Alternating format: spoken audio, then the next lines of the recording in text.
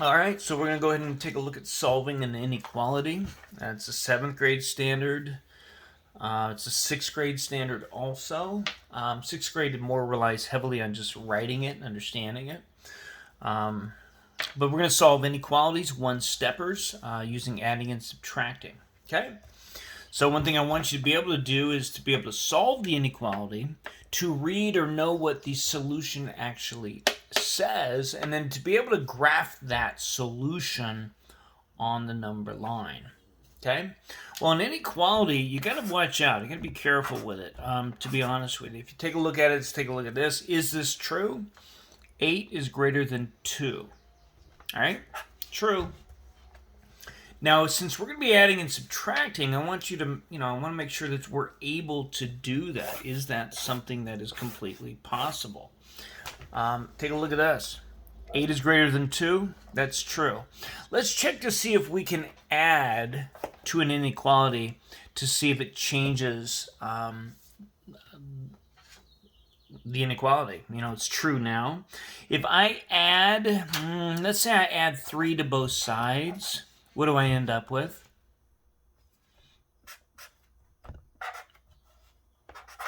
Good. Is that still true? Is 11 greater than 5? Yeah, true. So I think we can deduce or guess or figure out that you can take an inequality and you can add something to both sides and it's okay. It doesn't change the truthfulness, if you will, of that inequality. Since we're also going to be using subtraction to solve these, let's check to see if subtraction is an okay operation. Well, I'm going to take away, 7, or I'll take away 4 from each side. Now, taking away 4 is the same as adding a negative. So, there you go. We go back to addition is okay. Let's check this out. If I take away 4 from both sides of the inequality, what am I left with? 11 minus 4 is 5 minus 4 is, and that's still true. Okay? So it's a little unofficial, but we tested this to see, and yes, you are more than welcome to add something to both sides of an inequality or subtract something from both sides of an inequality, and it'll still be true. So let's get down to business, all right? I have a squirrel that's outside my window, and he gets in the birdhouse or the bird feeder and eats the seed. So here we go. Scotty the squirrel needs at least 30 almonds for the winter. He has 12 now. How many more almonds does he need? So here's what we're going to do. We're going to solve the inequality. We're going to read or understand what the solution actually means, and then we're going to show that solution on the number line. Here we are. Guess we'll use purple. I'm eating almonds. See? Here you go, Scotty. There you go, Scotty. Read them and weep. All right. Scotty needs at least 30 almonds. So, at least. That means what? More than 30. Can that equal 30? Yeah, right? Because at least means 30 or more. So we're going to write, the symbol would be this. Now he has 12 now. So Scotty has those 12 now. So the question here is, how many more almonds does our little Scotty the squirrel need? Well, let's go ahead and do this then. We'll solve it. We'll talk about the solution. And we will show the solution on the number line, and that's showing that graphing just displays that we understand the solution, which is pretty darn important. Okay? Forgive my language. Let's go ahead and solve this. So guess what, people? Guess what? You are going to solve these exactly almost like you would an equation. You're going to treat it like you would an equation. You're going to go to the variable side first. You're going to ask yourself, what's with the variable? And you're going to do the opposite. So solving an inequality is very similar to solving an actual equation. You treat it like an equation for now. So that's what we're going to do. You're going to show the minus 12 to both sides of the inequality. To keep it true, we want to keep it, both sides are reduced by the same amount. Okay? So you're going to show that you're taking away 12 from both sides. These 12s cancel. That's why we did it. We're left with S, Scotty. We're left with greater than or equal. And then 30 minus 12 is 18. All right, so what do we have here? What are we left with? Well, Scotty should have, how many more almonds does he need? Well, look at it. Scotty, S, it doesn't matter the variable. Scotty needs at least, right? Scotty needs what? What does he need? He needs greater than or equal to 18. So Scotty needs more than or equal to 18 almonds. That's worded kind of weird. You would probably, in the real world, probably say something like Scotty needs 18 or more almonds. What's another way to say it?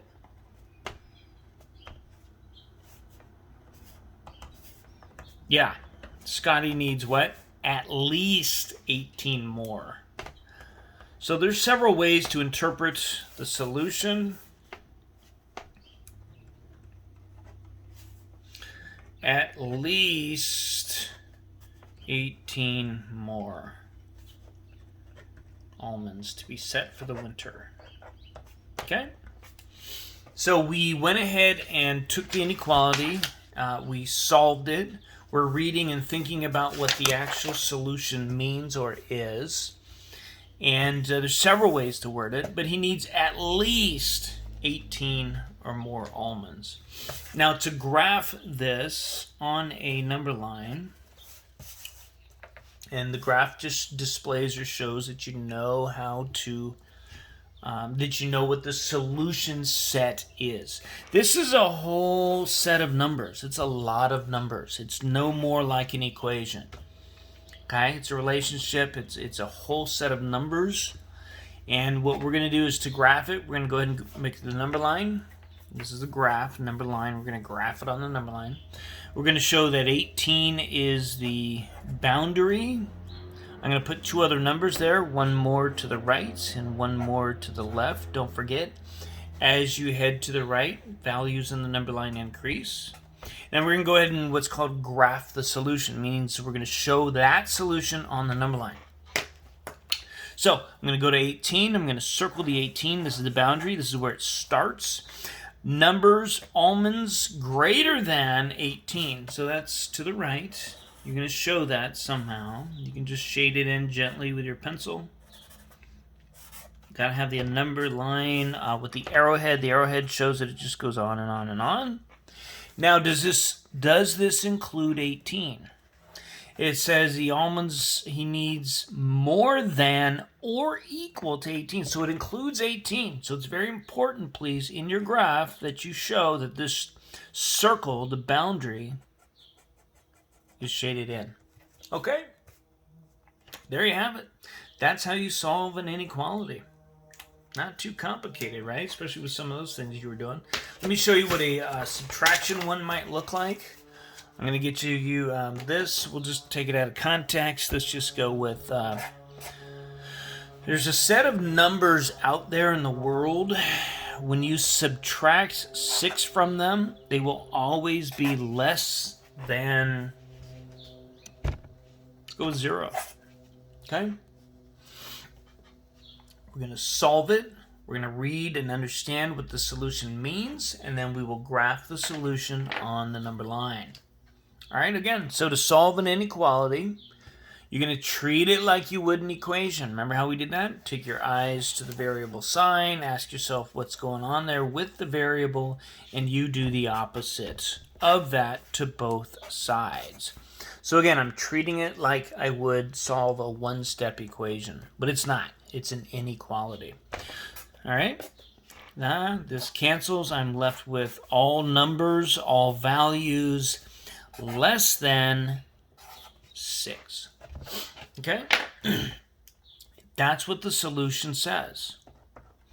Again, you don't say x is less than 6. When you have a variable now, you're going to say all numbers or all values. I'll just go with all values. It's shorter.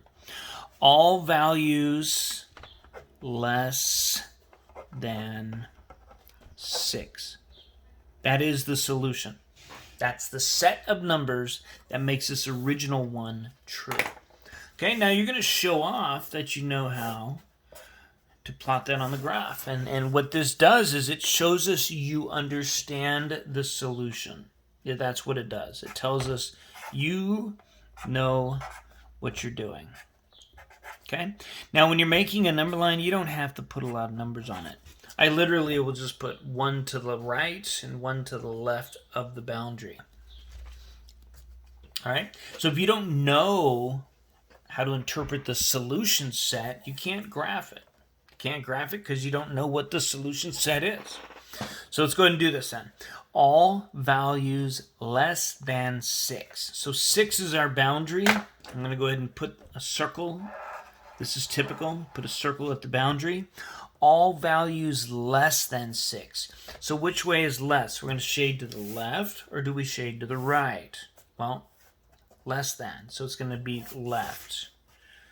Shade that, la la, la la, shade, shade, shade, shade, shade, shade, shade, shade, shade, shade, shade, there.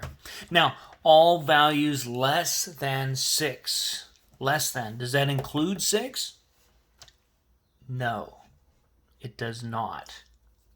So guess what? You do not shade in the boundary there. You leave the circle open. Okay? And that's how you're going to go about solving these one-step inequalities and showing their solution on the number line. We'll do a little extra practice, okay? And then I think you're ready to go. So here's some paper. Go for it.